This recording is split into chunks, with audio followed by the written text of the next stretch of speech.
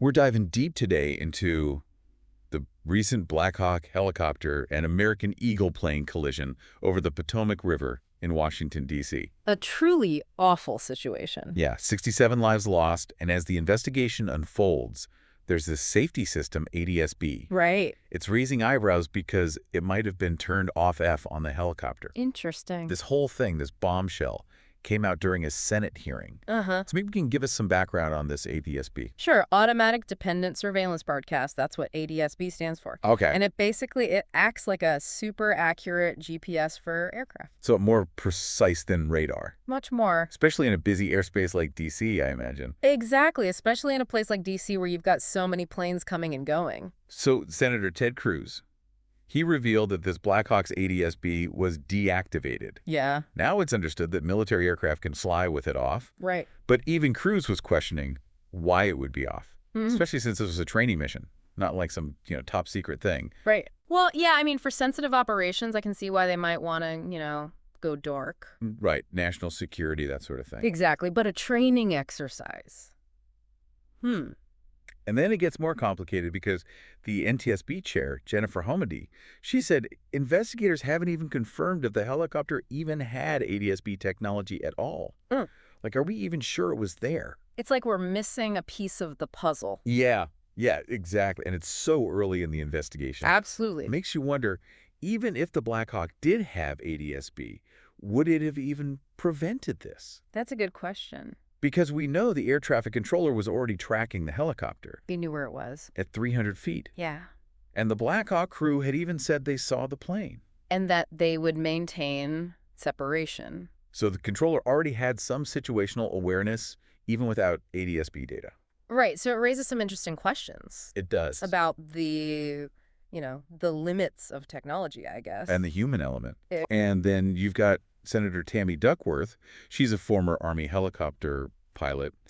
And even she wasn't sure if ADSB was actually on. Wow. Even though the Army said the equipment was installed, Uh-huh. so much conflicting information. Yeah. And, she would know having that experience Right. really brings a valuable perspective. It reminds me of when Senator Maria Cantwell was raising concerns about the FAA even allowing military flights with ADSB turned off. Oh, yeah. Like this was already on her radar. Interesting how this brings it all back to the forefront. It does. So now, potentially, this incident could push for a reevaluation of the whole thing. The whole protocol. Yeah. If they can routinely fly with ADSB off, then, that's a safety concern, isn't it? Especially in busy airspaces. Absolutely. So this whole thing, this idea that military aircraft are allowed to fly with ADSB off, especially during training, seems like it needs another look. Yeah, it's definitely causing some debate. Imagine like a commercial airliner relying on ADSB, then encounters a military plane with its ADSB off. Oh, yeah, that's a recipe for disaster. Talk about a near miss or worse. Exactly. It just increases the risk so much. You mentioned the NTSB investigation. They'll be digging into everything ADSB, communication, the whole 9 yards. What exactly does that involve? So think of it like a giant puzzle. Okay. They're looking at radar data, going through communication logs, weather reports, maintenance records for both aircraft. That's a lot. It is a lot of data to go through. They'll also be looking at pilot training records. Oh, wow. Procedures for both military and civilian pilots in that airspace. Even looking at the airspace design itself, how aircraft are routed and managed. So they're really considering every angle here. Leaving no stone unturned. They want to understand what happened, but more importantly, why it happened. Right, because, as we said, ADSB might only be one piece of this. Exactly. Could be human error, unforeseen circumstances. It's complex. Like peeling back layers of an onion, with each layer it gets more and more complicated. Yeah, that's a good way to put it. And that's why these investigations are so crucial. They go beyond pointing fingers. They're trying to stop this from happening again. Find the root cause, really. Exactly. Systemic issues. And honestly, it makes you wonder, how many near misses happen every day that we don't even hear about?